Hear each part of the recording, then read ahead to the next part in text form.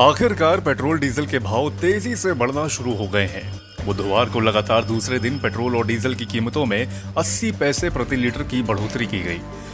Petrol और diesel की कीमतें रिकॉर्ड 137 दिन तक स्थिर रहने के बाद पहले 22 मार्च को 80 पैसे प्रति लीटर के हिसाब से बढ़ाई गई थी। जानकारों का कहना है कि अंतर्राष्ट्रीय बाजारों में कच्चे तेल की कीमतों में आई तेजी का असर देश में देखने को मिलने लगा है और आने वाले दिनों में ये बढ़ोतरी काफी ज्यादा होगी।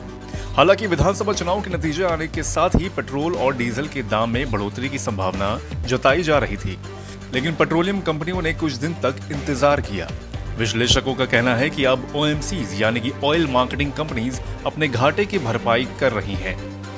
ओएमसीज की तरफ से जारी मूल्य अधिसूचना के मुताबिक राष्ट्रीय राजधानी दिल्ली में पेट्रोल की कीमत 96.21 रुपए प्रति लीटर से बढ़कर अब 97.01 रुपए प्रति लीटर हो गई है। वहीं डीजल की कीमत 87.47 रुपए प्रति लीटर से बढ़कर 88.27 रुपए हो गई है। मुंबई में पेट्रोल के दाम में प्रति लीटर 85 पैसे की बढ़ोतरी हुई है और यहां अब 111.67 रुपए प्रति लीटर के भाव पर बिक रहा है पेट्रोल। वहीं चेन्नई में पेट्रोल 75 पैसे की बढ़ोतरी के साथ 102.91 रुपए प्रति लीटर हो गया है।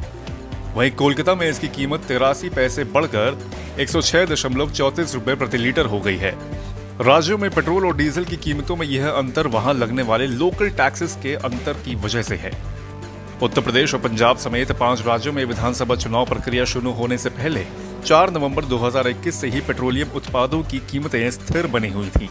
हालांकि कच्चा तेल $140 प्रति बैरल के उच्चतम भाव से गिरकर अब $110 प्रति बैरल पर आ गया है, लेकिन नवंबर 2021 के $80 वाले भाव से तो फिर भी ये काफी ज्यादा है, जिससे तेल कंपनियों को भारी नुकसान हो रहा है।